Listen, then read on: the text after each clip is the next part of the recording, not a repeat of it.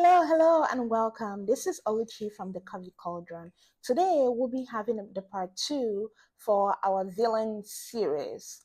And this time around, we'll shift our focus from C-dramas to K-dramas. And we'll be talking about the opportunist, the archetype of the opportunist when it comes to TV villains. A K-drama actor that exemplifies this archetype in a lot of his roles is the actor Jo Jae-yoon. Before we dive in, I would like to put forward some disclaimers. Number one, I am discussing this type of villain that this actor often plays. With this particular style of villain, I think of him, the actor. He is the common thread when I think of the opportunistic villain in K-dramas or in TV. And I remember how he's embodied this archetype in the different roles that he's played, both in the past and most recently. So in other words, this is not an indictment on him as a person or on his personal life or his character as a human being. I don't know this man. This is just analyzing the TV characters that he plays, and he happens to be the common thread between them. Number two, being opportunistic is not always a bad thing. It can be very helpful in life, and all humans seek opportunities. But there are extremes in everything, and that is where this video comes in. That is when you start to see the TV villains exhibit this extreme opportunistic behavior. Jo Jae-yoon is a terrific actor. Yeah, I mean, thrillers, historical dramas, comedies, tragedies, you name it, he does it all. He will have you crying in one role and have you seething with anger in another. He plays a lot of supporting roles and still shines through no matter how small the part is. My favorite roles from him are either his comedy characters or just roles that may not have been written as comedy as the main plot, but his quirks and his little behaviors bring comedic flair to it. And his villains, they are unforgettable. Listen to that in my voice, and then listen to it again in Joe Martin, aka Papa Pope's voice from Scandal. They are unforgettable. Do you hear me when I say this? His villains are unforgettable. The reason why I use some of Jo Jae-yoon's roles or characters as poster children for the opportunistic villain is because these roles made that impression on me when I first came across the actor himself. I've watched other TV dramas that he's acted in, and I think his characters in different dramas like Descendants of the Sun, Empress Ki, Alchemy of Souls, and most recently Night Flower embody this archetype. So a little bio. According to Wikipedia, Jo Jae-yoon was born on October 29, 1974 in Cheongju, South Korea. He studied theater at the Seoul Institute of the Arts, and he's been active in the entertainment industry since 2003. It is not lost on me that there are unfortunate circumstances where good actors get typecast, and I'm not saying that that is his case, but it is important to note that it could be a factor. Regardless, he brings versatility to every role that I've seen him in, particularly his villains. And he has little tics and micro expressions that he does with his face that cements the character for the audience. And whenever you hear him say, "No name" or "Ocean," just know it's about to go down. And if you haven't watched my video about scary characters, you can watch it here after this video. And I promise you, you will enjoy it. It's not about like the woo, woo, woo, something is creeping up in the corner. No, it's about like people that are psychologically scary as TV characters. So let's dive right in. Everyone is always looking for some opportunity. We're happy when we get it, we're happy when we find it, and we're like, oh, everyone, no one was looking this way, and I looked at it and I found it. So we're always seeking an opportunity in some way, some form, some shape. But whether you're, and in TV, whether you're a hero or a villain, it really doesn't matter to an extent because everyone is we're opportunistic by nature as human beings. But people that are portrayed as villains on TV, especially the villains that embody this archetype, they are not scared of acknowledging it and owning it within themselves. In my opinion, a villain that embodies this archetype of the opportunist is one that takes it too far. That's when we now call them villains, I guess, TV villains. The one that takes it too far to the extreme, even when whatever opportunity they're seeking to exploit will bring danger to them and to others. It's that living on the edge energy, that be down for whatever energy. It's that kind of, that anything can be gambled with in order to achieve that end goal. And for some of the TV villains that have this dominant archetype or trait or whatever, I've noticed that it started as survival. The hunger to survive no matter what, by any means necessary. When it comes to this need to survive by any means necessary, when linking it to this guy, to this the characters this actor plays, I think of his most recent portrayal of Kang Pil-jik in Night Flower. Kang Pil-jik was the henchman of So Ji-sung, who is the prime minister.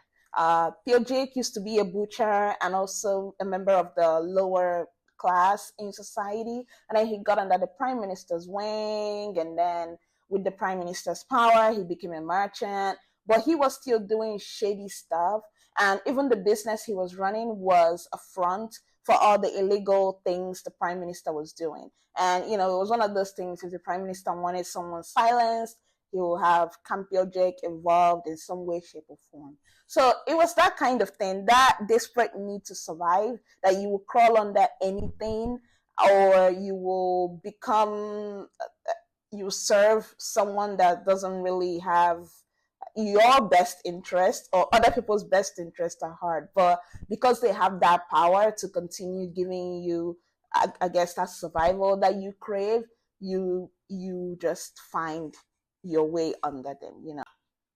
But one thing interesting about this type of villain is people rarely pity them in movies or TV shows. Like, people hardly ever pity opportunists and can't wait to see them lose. The anger that this type of villain evokes is palpable. If you're watching a TV show and you have the comments on, and there's other people watching around the same time, or people that watched before and they left comments, you will see just comments calling for his head. Whenever he's in any of these roles that he's playing the villain, you will see people calling for his head. They rarely, like, it almost never matters what their backstory is, why they became how they became. They don't evoke the sympathy that other types of villains evoke in people. In my opinion, they have this effect because there are just some qualities that we don't like to accept in ourselves, or even go looking for it in ourselves as human beings. And then you have it there, like, embodied in another person just facing you or on the big screen, and that person is like, so it's almost like they think of it as their strength and it's just out there. So that's one of the reasons. Also, they take selfishness to an extreme, and they almost never put their needs on a back seat, or just put it to pick it up later for the collective good. So they never put their needs on the back seat for the collective good when it's needed. And I think that's what scares people the most and what angers people the most when they see this type of villain portrayed on screen. Like, imagine being in a team with this villain where you're all supposed to row a boat to safety to avoid a poisonous sea snake, you know. And then this villain wants to capture that snake and sell it for money. And he secretly captures it without letting anyone know, and then brings it ashore with you guys, bringing the danger with him, and then risking your safety, risking, infecting you guys with whatever poison the snake has. Like, this is the kind of thing this villain, when taken to the extreme, does, especially on the big screen. One of Jo Jae-yoon's notable characters is Jin Young-soo from the drama Descendants of the Sun. It was a 2016 drama that it blew up all over the world. A lot of people, I won't say everybody, but a lot of people loved that show. But he played the chief manager of that Eunuch power plant, and when in the midst of an earthquake and a pandemic, and the earthquake, everything, it endangered everybody's lives, But because of diamonds, he endangered people's lives even further, by making them, he hampered the success of the rescue team because he was trying to get to his diamonds. And then after that, he swallowed his diamonds and risked infecting people with the virus that was going around during that pandemic. That was how bad villainous his character was. And it wasn't even a very big role. It was a minor role, but that was one of the roles that connected the thread for me again. This villain has the element of surprise, and they have the doggedness of a cockroach, They always maneuver and find a way to escape the slap of the slippers. I think of his role as Jin Mu in Alchemy of Souls, where he always had an angle. He was always maneuvering, always manipulating. He was more slippery than an eel and will do his possible best to evade exposure. Another thing about the opportunistic villain on TV is what or who they serve. I've noticed that it's not uncommon to see a villain that has, this trait, this opportunistic trait, or that leans heavily on this opportunist archetype, say things like, I only serve power, or I only serve money. I think of his character as the Eunuch Golta in Empress Ki. He was an embodiment of this, And then I also noticed if they serve another human being, or it's almost like they're not working for that person per se. They're working for the power that person has. And it's almost like that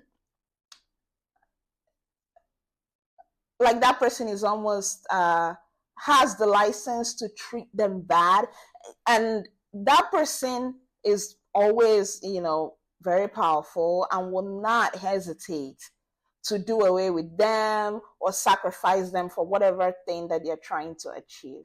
And maybe this is why they always go rogue. Maybe this is why they just end up doing things that will put a lot of people in danger without any,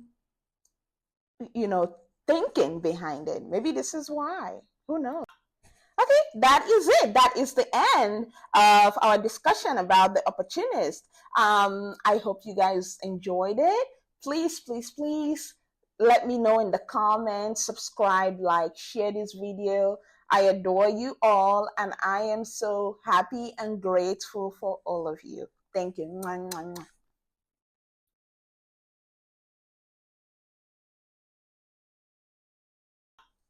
Also, sidebar, is it just me, or do you all get the feeling that whenever he has a different color of hair or some jewelry, he is about to devour that role? I mean, he will eat regardless of costume, but the costume adds that extra that extra layer of spiciness, and he would just come to the big screen and just